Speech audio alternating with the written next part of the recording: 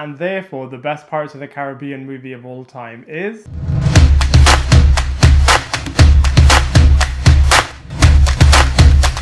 Hello everybody, welcome back to my channel Lifestyle Critic. I hope you're having a brilliant day. So as I'm sure you can tell, I am a massive Pirates of the Caribbean franchise movie fan, and I absolutely just love Pirates lore, especially the Monkey Island video game series.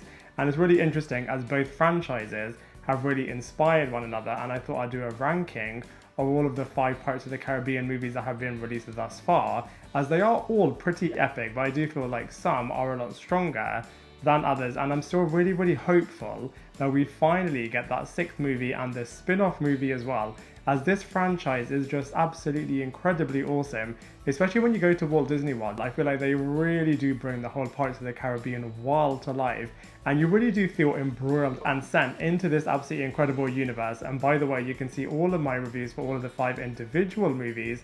I'll link all of them in the description box below, but let's begin at number 5, where I have to say At World's End is my 5th entry. Now I know this is really controversial, I know the 3rd movie is a lot of people's favourites, but for me, I just did not enjoy this movie at all. I know it has a bit of an end of the world aspect to it, which is really understandable, and of course it is ending the original trilogy, and I do feel like it does do that really well. However, I just felt like it was really boring. I was not a fan of Davy Jones at all. I'm really annoyed that he might come back in the 6th movie, as I just felt like he was a really poor villain. I feel like Barbossa was an absolutely incredible villain in the 1st movie, and I feel like Penelope Cruz's father was an even better villain in the 4th movie. I just feel like Davy Jones really does drag this franchise down. I mean, visually, fair enough, this movie was really impressive. I just feel like the other ones in this series are just so much stronger. So in at number 4, I have to say is Dead Men Tell No Tales / Salazar's Revenge. Now I did really like how this movie tried to revitalise the franchise and the brand new characters played by Brenton, Thwaites and Scodelario. I feel like they were absolutely wicked, definitely did bring the Orlando Bloom and Kiera Knightley vibes, except this time with a bit of a modern edge to it, and matching them with Johnny Depp's Captain Jack Sparrow. I thought this movie was really cool, a much better villain as well than Davy Jones. I just feel like the other movies within this franchise are just a little bit stronger, but I am really hopeful to see how this will continue to go in the future. In at number 3 is Dead Man's Chest. Now I know as well this is a lot of people's favourite movies as well. Now I did enjoy this film. I feel like it's got some absolutely incredible sequences. For example, the beach sequence, so iconic.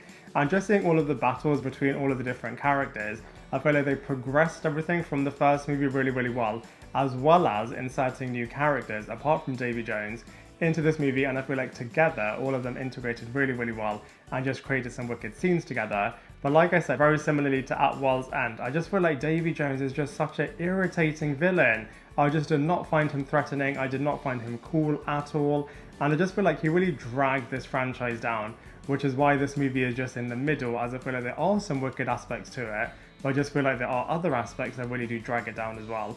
In at number 2 is On Stranger Tides. This is one of my favourite Pirates of the Caribbean movies. I feel like it is super underrated. They brought in a brand new edge and they really took this franchise to a brand new level with the 4th entry. Obviously Kiera Knightley and Orlando Bloom were not going to return to this franchise, and there was a lot of questions as to how Johnny Depp's Jack Sparrow character is going to continue this franchise without these 2 wicked characters.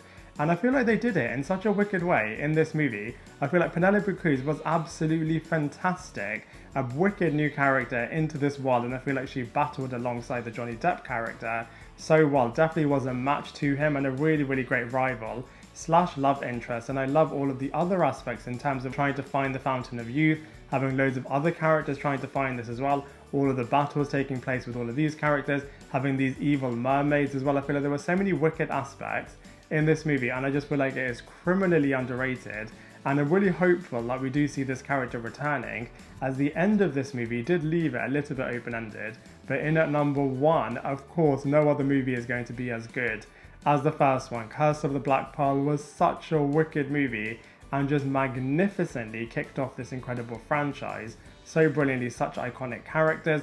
Like I said, Barbossa was such a wicked villain. So many Monkey Island aspects in this movie as well. I absolutely love all of the fighting, all of the true pirate lure aspects in this movie. Not only was it really funny, not only did it have absolutely awesome action sequences, had some really cool twists and turns, but more than that, it was just such a fun movie. Out of all of the films released within this franchise, I feel like this movie absolutely does stand in another league, as it was such an enjoyable movie, and it's absolutely crazy as well to think that this movie was released all the way back in 2003, and still to this day, it is still the best one. I'm just really, really hopeful that we get to see more continuation of this franchise. Hopefully we get Johnny Depp himself returning as well to continue playing the absolutely iconic and incredible Jack Sparrow character, as this world is just so fantastic, so many stories that they can tell. And then they can of course do loads of spin-offs, but I hope they continue at least the main threaded storyline, especially also as well when you may even get the Wilton and Elizabeth Swann characters returning in the 6th installment along with their son played by Brenton Thwaites. I feel like there's so many wicked opportunities